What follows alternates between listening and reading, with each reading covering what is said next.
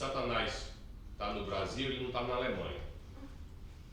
Pode viajar. Mas ao mesmo tempo, não. Então, se em tal culto neopentecostal o cara diz que Satanás está lá, ele não pode estar no mesmo horário na outra cidade. Eles são atributos divinos. Né? Divinos. Agora, pode ter demônios. Isso, os enviados. Que representa. Os enviados. Exato. Os emissários. Mas ele pode se transportar. No sabemos las aerolíneas del cielo, impecables. Não sei como ele anda. Não, mas eu digo assim, ele pode estar e depois estar na Alemanha, por exemplo. Abre um portal. Acho que ele tem várias milhas. Milhas ele tem muito.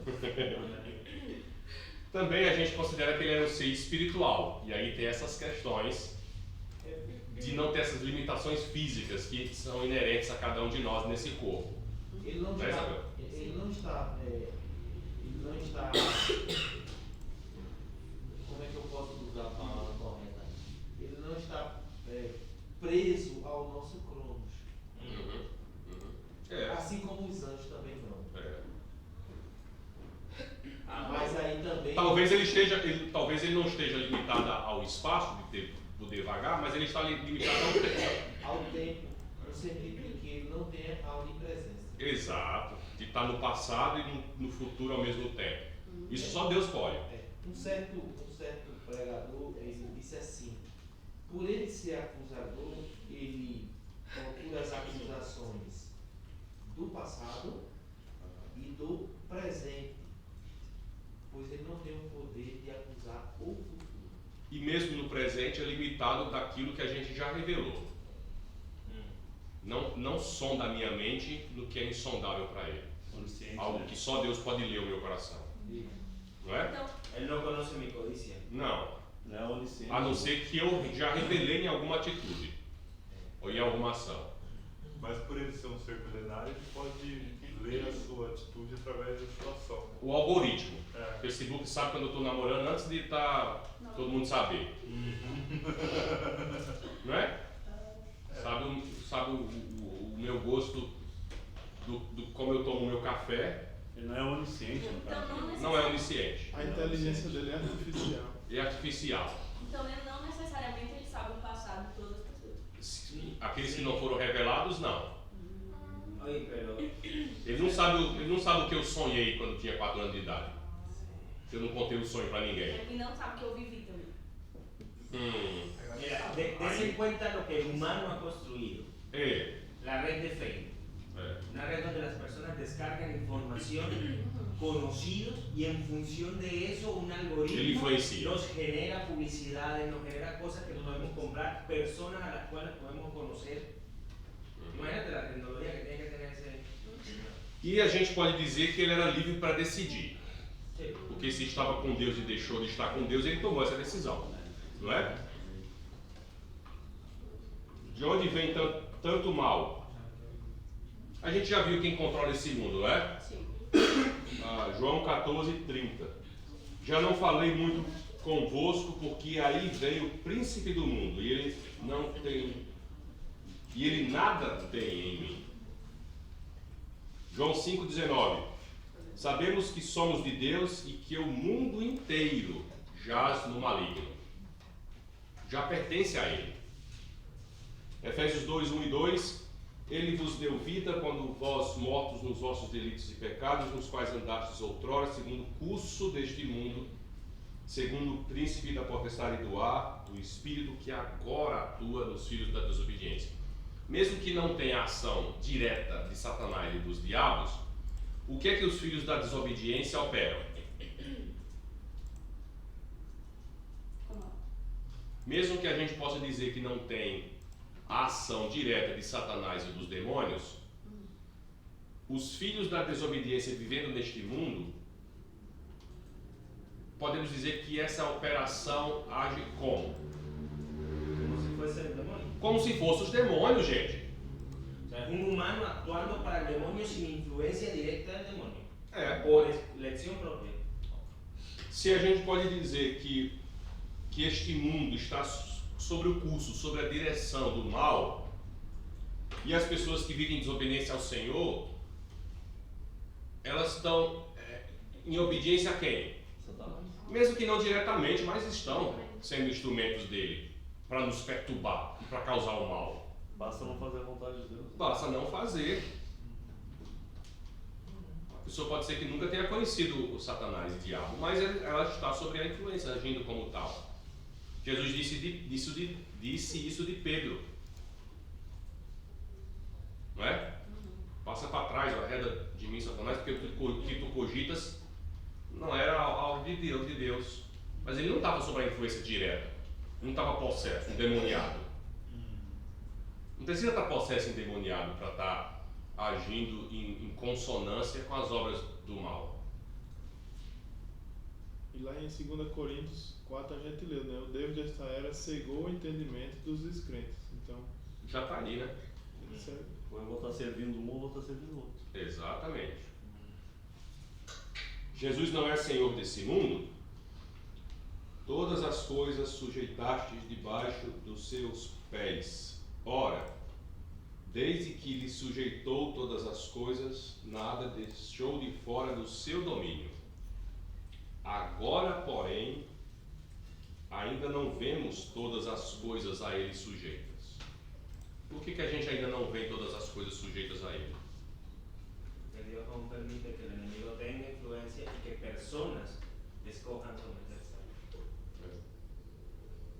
Porque nesse plano de salvação ainda não chegou o fim de todo o mal. Mas não é se isso vai acontecer, é quando vai acontecer. Que vai acontecer, vai. Mas é quando. E até lá a gente vai ver muito mal na terra. E o mal cresce em proporção, em estratégia. E então virá o fim. Vai vir o fim. Quando ele entregar o reino ao Deus e Pai, quando houver destruído todo o principado, bem como toda potestade e poder, porque convém que ele reine até que haja posto todos os inimigos debaixo dos pés. O último inimigo a ser destruído é a morte. Foi o nosso devocional de hoje de manhã. Já tinham visto essa passagem dessa maneira, aplicando dessa maneira que a gente viu hoje de manhã, Naim, o jogo de Naim. Então, primeira vez. Estavam lá os personagens, né? É assim, nas entrelinhas, as observações, os detalhes, foi muito bem colocado. E como alguns episódios de Jesus revelam mais da sua obra do que a gente consegue ver naquele momento, né? Que o que estava em jogo, a guerra que estava em jogo era maior do que o momento em si, e a gente não enxerga às vezes. No momento que ele enxerga, que ele vê a viúva, É. a Bíblia diz que ele se moveu de íntima compaixão. Exato. Ele ficou no lugar dela. Perfeito. E por ficar no lugar dela, ele sentiu a dor que ela estava sentindo. Uma vez que ele sentiu essa dor, quando Deus, e a Bíblia diz que ele foi crucificado antes da fundação do mundo. Exato. E a passagem que a gente leu, que aplicava que ele era um homem de dores, no versículo 4, que era o versículo seguinte,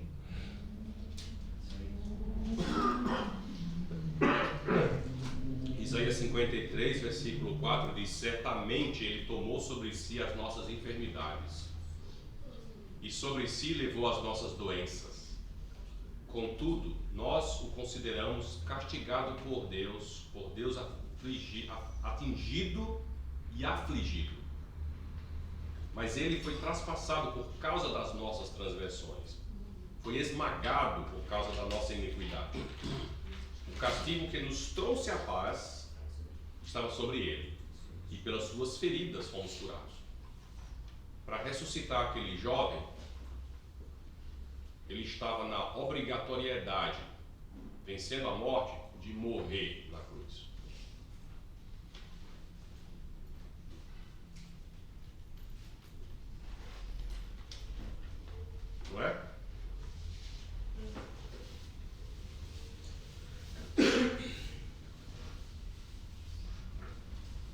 é que ele desafiou Satanás ali e não ia completar a guerra, o round.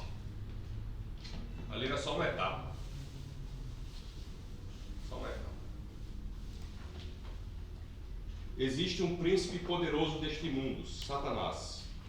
Visto, pois, que os filhos têm participação comum da carne e sangue, destes também ele, igualmente, participou para que por sua morte destruísse aquele que tem o poder da morte, a saber, o diabo, e livrasse todos que, pelo pavor da morte, estavam sujeitos à escravidão por toda a vida.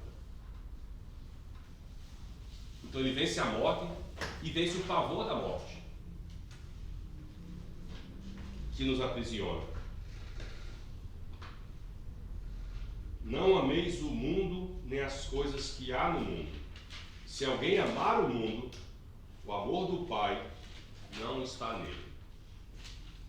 O que a gente poderia incluir como amor ao mundo nesse mundo pós-contemporâneo?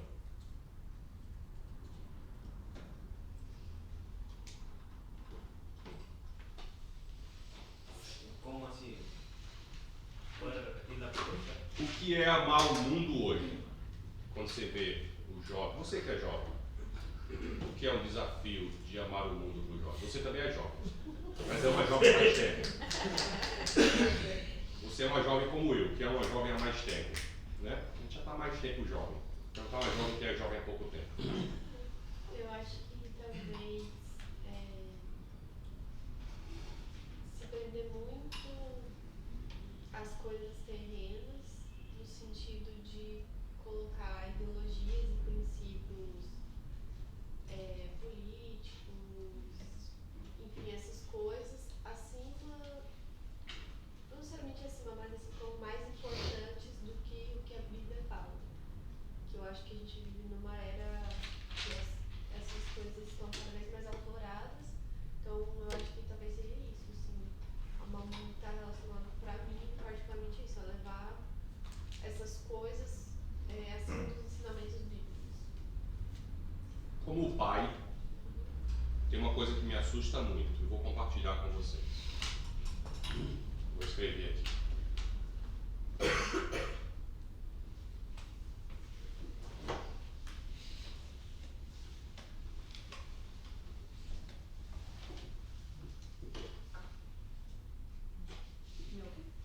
Metaverso. Ele escreveu para ninguém falar e Satanás não saber, vocês vão e falam. A gente já tem um contingente de homens e mulheres, velhos e jovens, viciados nas redes sociais. Porém, as redes sociais, em alguns aspectos, algumas delas não estão rolando aí, elas se desligam quando você se desliga dela. Algumas não, algumas elas ficam rolando e você tem que ficar nela o tempo todo para ficar antenado e atualizado das informações, como o Twitter, por exemplo. Você está lá no Twitter conectado, olhando, daqui a pouco sai e diz, caramba, o que estão falando no Twitter agora? O que é o top 10? O que está nos trending top? Trending top. Aí você vai lá e volta de novo. Aí sai, aí vai lá e volta de novo, não é? Volta para ver os comentários. Ou volta para ver os comentários do comentário que você fez. Metaverso, você entra e tem uma imersão, inclusive sensorial, daquela situação. É o The Sims pós-moderno, porque lá você interage e tem sensações com isso. Vê, toca, recebe de volta o estímulo e as coisas estão lá rolando, é um mundo. Aí você se desconecta, mas o mundo está lá, continua ainda rolando. E você fica, caramba, o que é que está acontecendo lá sem mim? Está rolando e eu não estou participando. Aí você volta. Daqui a pouco você já considera que o metaverso é mais interessante do que esse mundo real. Second Life. É muito mais interessante no metaverso. Esse mundo aqui é muito sem graça. Muito sem graça. Tem desilusões, tem aflições, tem sofrimento. Eu quero lá isso. tem mais graça ficar dentro da Matrix. Você se torna outra pessoa. E você pode se tornar o que você quiser, o que você sonhar. Isso é o mundo. Não ameis o mundo nem as coisas que há no mundo. Eu tenho tanto medo disso. Deseo de los ojos, de la carne, van a gloria de Dios. Quantos likes? Que armadilha, que armadilha. Eu acho que a gente vive muito nessas aparências hoje em dia, assim. Eu tenho que expor isso, eu tenho que falar isso. E para alguma coisa ser válida, eu tenho que expor e também se criam-se padrões de como se deve viver e, obviamente, acho que a maioria desses padrões não são conforme Deus quer para a nossa vida. E se eu não estou fazendo isso, a minha vida não é boa. Se eu não estou lá viajando e postando que eu estou viajando, não é bom o suficiente. Se eu não posto o que eu faço para os outros, não é o suficiente. E eu acho que para nós jovens isso afeta em diversos sentidos, assim, essa questão, por exemplo, para mim que sou mulher, a questão do padrão de corpo perfeito, e enfim, essas coisas. Mentiras que a gente acredita. Mentiras que a gente acredita. Porque ali, o que está ali naquela tela não é a realidade. Não é. E o que é o sucesso? O que é. Né? Estou tendo sucesso como? Daquele jeito que eles me impõem o sucesso. E a pessoa vê ali o sucesso e não vê o progresso da pessoa até chegar aquilo ali. Ou também aquilo é moldado para você acreditar que é daquele jeito. E a pressão que faz. A questão da exclusão também, né? Pressão. Não me sentir excluído. Não me sentir um excluído, não me sentir de fora. E tem várias outras coisas que levam a isso. Por exemplo, o mundo instiga você ter experiências sexuais diversas antes do casamento.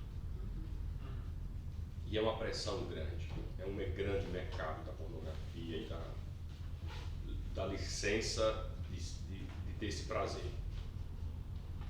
De ter essa autorrecompensa, inclusive. E isso é uma armadilha tão grande. Porque você tem essas vastas experiências, todas vazias e superficiais. E aí você chega a um casamento.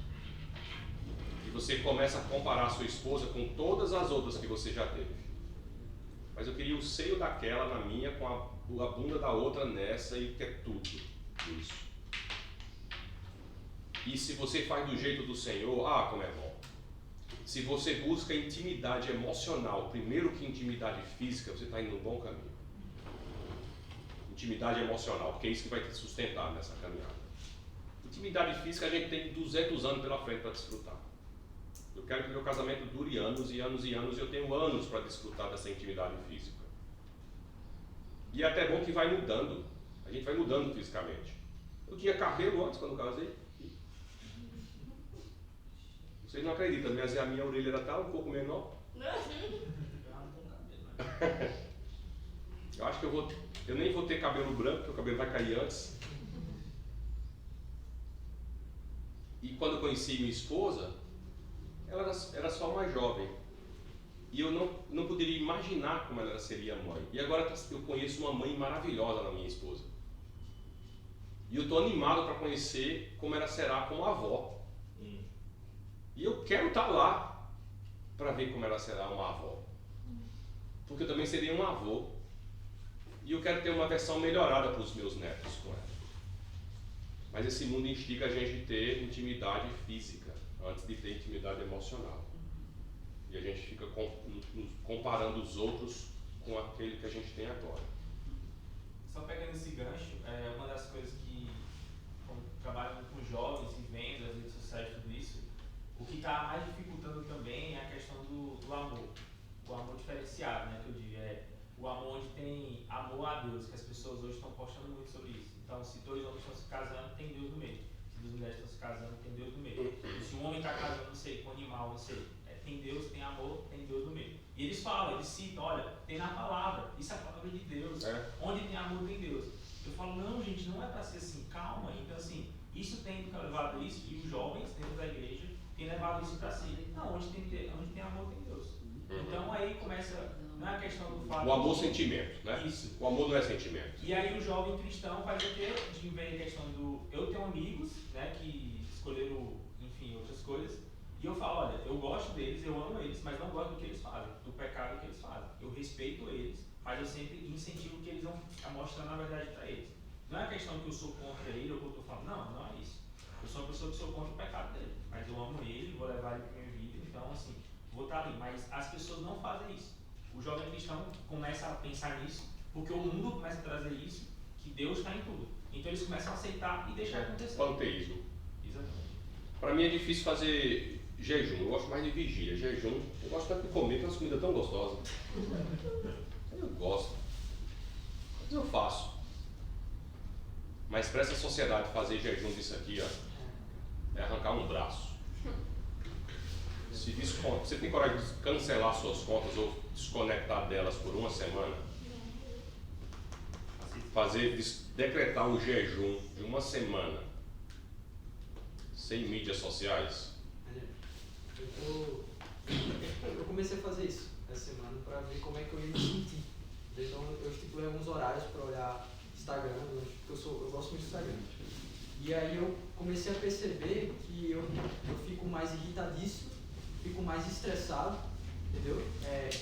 Mais ansioso, por causa da falta de ter essa rede social. E aí eu estou percebendo o impacto que isso tem em mim, né, no nível biológico. E o algoritmo sabe aquilo que você gosta, aí você vê um videozinho, aí já passa para outro, aí vê outro vídeo, aí vai passar para outro, aí passa para outro, e fica te retroalimentando só com o que você gosta, daqui a pouco você vê, você passou horas ali. Te recompensando, né? Sim. Me lembrou agora, estava falando com a Carol, uns 4, 5 anos atrás, que é onde lá na congregação que a gente está, foi lançado esse desafio para quem quisesse. Ficar uma semana sem assistir televisão e sem ficar na rede social do celular, para quem quisesse. E aí, claro, o telefone se precisasse ligar de emergência, ligava, mas enfim. Aí eu lembro que eu coloquei um lençol assim na frente da televisão só pra gente, e a gente fez isso lá em casa. Não, vamos fazer, o que acontece? Eu lembro que meus filhos tinham em torno de 6 anos, 5 anos. E era só desenho que eles assistem lá em casa, né? E aí a gente ficou brincando, a gente teve mais tempo com a leitura da palavra, a gente teve mais devocionais. Foi uma semana assim maravilhosa. Aí quando encerrou lá, aí eu disse, tá bom, encerrou o período agora, né? E aí eu fui tirar o lençol da TV, eles gritaram atrás de mim, pai, não tira, vamos continuar brincando. Aconteceu isso na casa de uma pessoa que faltou energia, e aí o pai acendeu uma vela e disse, vamos contar a história da minha infância e tal, e começou a contar história e tal, e brincando e tal, a energia voltou. Aí ele disse, papai, desliga a luz, vamos continuar aqui com a luz, com a vela, pra gente continuar nessa coisa. E eu aprendi, naquela semana eu aprendi muitas coisas sobre eles, eu aprendi com eles. Eu achei que eu ia ensinar para eles, mas na verdade eu que aprendi. Dizem que com o celular, você primeiro tem que colocar ele para dormir, depois é que você vai dormir, mas esquece ele antes. E você acorda primeiro, para depois acordar ele. E esse espaço antes de tocar nele, é o seu encontro com Cristo. Você vai dormir com Jesus e acorda com ele. Mas tem gente que vai dormir com o celular e acorda, é o celular que acorda ele. Não é? E é o celular que põe ele para dormir. E existem pessoas que são viciadas e tem reabilitação de pessoas. Tem, e eu fico perguntando, eu não sou essa pessoa, o que é preciso para chegar a esse ponto? Não é? O que é preciso? Que sinais alguém desenvolve que já está amando o mundo? Porque, minha gente, se alguém ama o mundo, o amor do Pai não está nele. A gente está escolhendo não ter o amor do Pai e trocar por esse lixo. A gente está trocando o amor do Pai por lixo. Para ser aceito pelo mundo. Para ser aceito pelo mundo, eu não quero ser aceito pelo mundo, não. Eu quero ser aceito pelo Pai. É muito importante a gente saber a origem de Satanás. Mas isso aqui é mais especial. Às vezes saber a origem de Satanás me distrai para eu não olhar para isso aqui.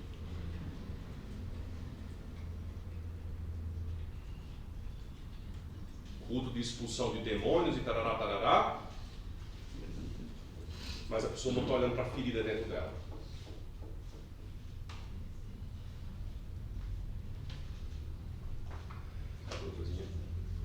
Ok, esse é o momento da aplicação. Visto, pois, que os filhos têm participação comum de carne e sangue, destes também ele igualmente participou, para que por sua morte destruísse aquele que tem o poder da morte, a saber, o diabo, e livrasse todos que, pelo pavor da morte, estavam sujeitos à escravidão por toda a vida. Hebreus 2, 14 e 15. De novo, a gente já tinha lido essa passagem aqui, agora maior: não ameis o mundo, nem as coisas que há no mundo. Se alguém amar o mundo, o amor do Pai não está nele. Porque coisas ruins acontecem a pessoas boas, até inocentes, porque tem tanta miséria. Eu não tenho todas as respostas, mas Satanás é o príncipe deste mundo. Ele não é onisciente, mas ele tem muitos servos neste mundo. Ele está com raiva do povo de Deus e quer me tirar dos braços do Senhor, e vai usar umas embalagens tão bonitinhas e chamativas que vai me prender. E as recompensas que a gente busca neste mundo não são melhores do que as recompensas celestiais, mas às vezes a gente troca as recompensas celestiais por recompensas deste mundo. Um carinho aqui, um afeto ali, um like, pornografia, aplausos, elogios, comida. Lentejas. Hã? Por lentejas de Esaú. Então, vamos ficar atentos, gente. Vamos ter ajuda uns dos outros.